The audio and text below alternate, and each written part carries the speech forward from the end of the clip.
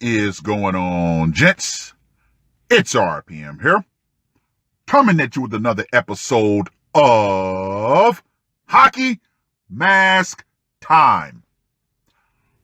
Here we are, gentlemen, the final article of the HMT Marathon. Gentlemen, I will only say this: strap in. Now, before we get into this, let us go ahead and recite the HMT motto, shall we? A man can only take so much disrespect. With that being said, this article was sent to me by none other than Neo the Outflanker, and it was published on the 26th of October. Quote unquote, he looked like the devil. LaPlace resident's bloody encounter with machete murder suspect.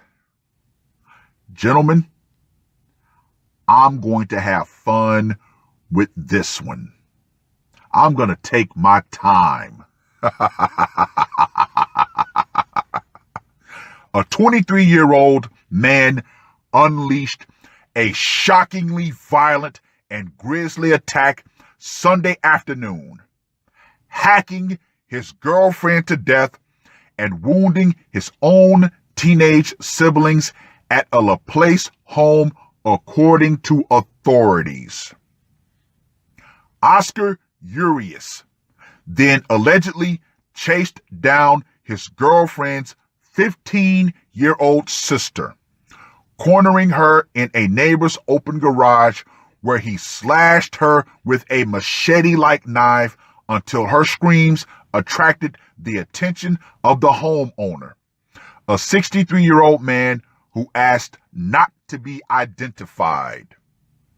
When the homeowner opened the door to the garage, Urias, who was standing over the curdled body of his girlfriend's sister, turned, his face dripping with blood.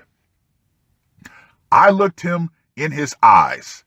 He looked like the devil, said the homeowner, who described seeing Urias walk around the property with the teen's innards wrapped around his neck.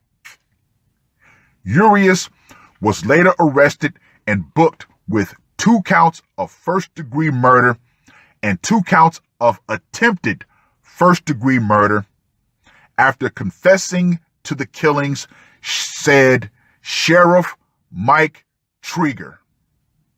Authorities identified Urias's girlfriend as Elizabeth Tornabene, 31. Her sister, who did not survive, has not been named.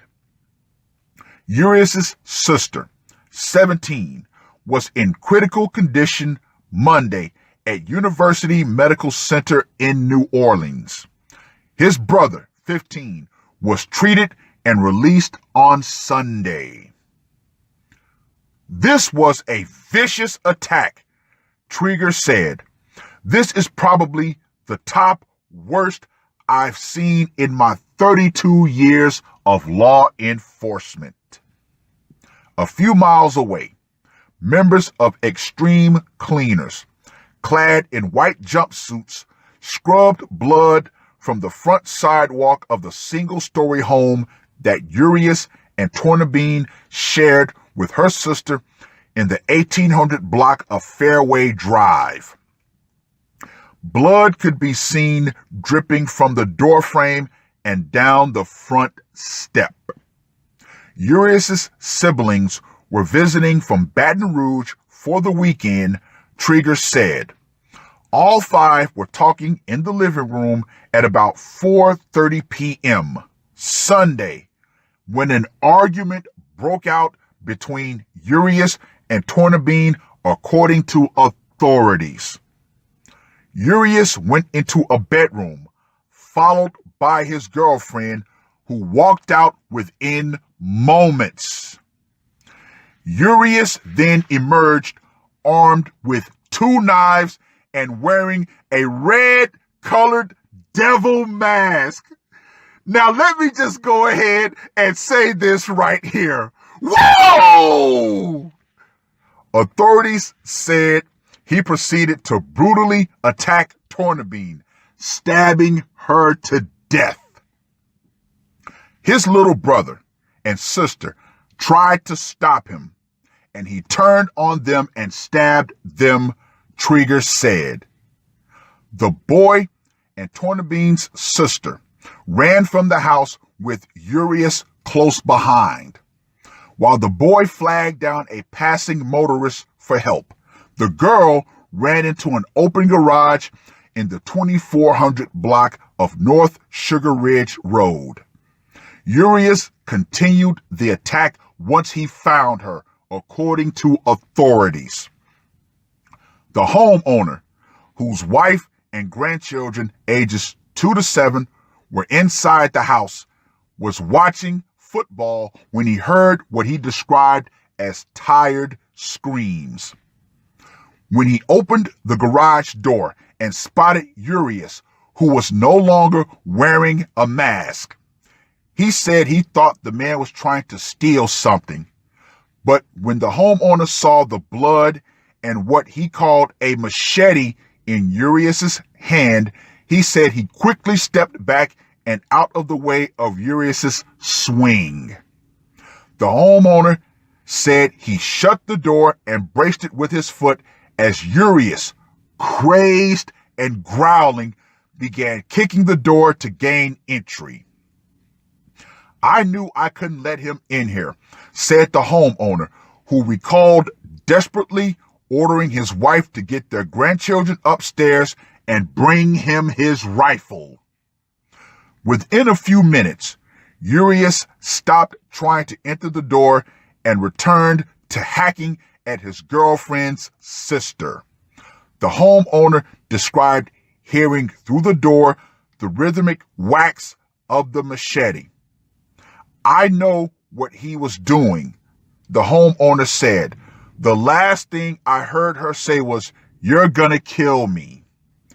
Peeking through a front window that was visible to him as he braced the door, the homeowner said he saw Urias walk out of the garage with parts of the girl's insides wrapped around his neck.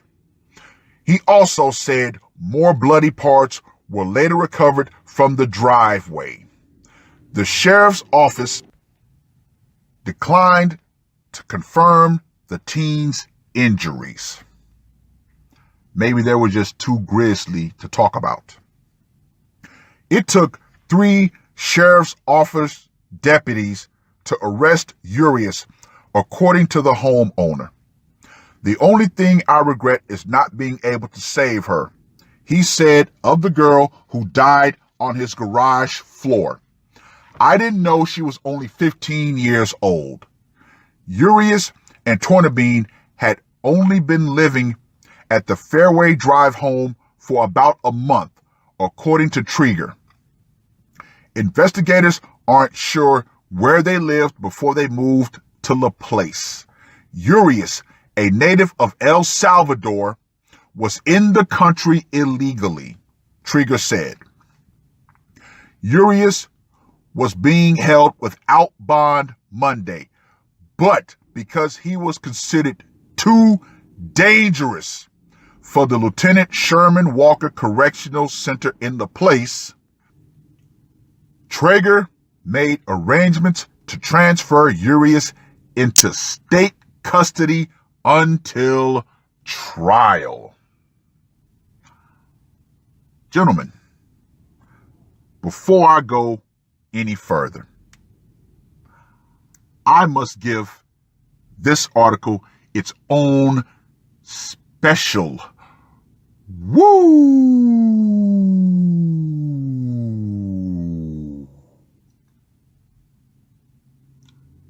Now let's get to that scorecard, shall we? Gentlemen, I think we are all in agreement with what I'm about to say. This article cannot be scored. Why? because it automatically gets the Platinum Mask Award. There is no need to even attempt to score this one. Neo the Outflanker, I must say, sir, you have presented the perfect HMT article. Yes, you have. What a perfect way to end the marathon. Mr. Urias has completely set the bar for what the Platinum Mask should look like. Everything that was described, the fact that he literally put on a devil mask, the fact that he used machete-like knives, the fact that he was in the country illegally, younger man, older woman, the fact that he got set off by this woman, also the fact that you had law enforcement say that this is the worst crime scene that he had seen in his entire career. Also, the fact that they called this guy crazed. He was without a doubt a homicidal maniac. Now, once again, we don't know what was said or what was done that set him off to this degree. Whew.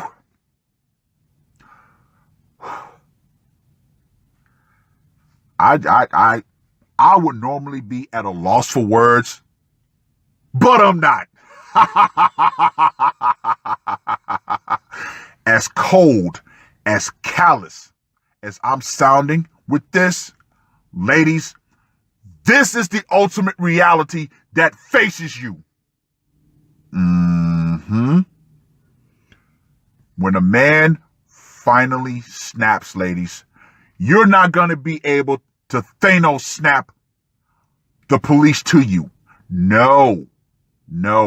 Police are a reactionary force. They only come after the event went down. So, did you honestly think that you were going to be like, oh, someone help me, and someone was going to rush to your defense? You saw what happened to the younger sister. The old guy was like, well, I don't have a gun. I'm not finna step into this. So this old guy was smart. Yes, he regrets not being able to help the sister, but he also realized, I'm not finna throw my life away for a complete stranger. So once again, I have to reiterate this. Neo, you sent me the perfect HMT article.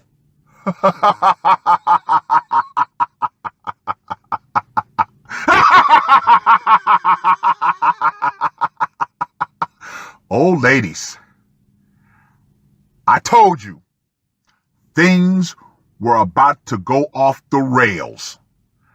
Men around the world have had enough of your entitled attitude, your outright disrespect, all of it.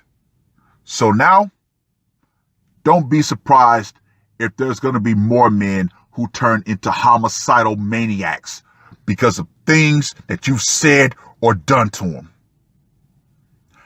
And with that being said, ladies, the power is still metaphorically out. Feminism and all those illusionary powers that society has granted to you are going to go out right along with it. And as I always say, ladies, when you push a man beyond his breaking point, it's only going to be you and him in that fight. And 9 times out of 10, you're going to lose. That's all I got to say for this one. R.P.M. I am out. Murder on my mind, yeah. Losing all my hope, yeah. I'ma do the crime, yeah. Fuck the red or blue, I'ma take the black pill, yeah. Fuck the red or blue, I'ma take the black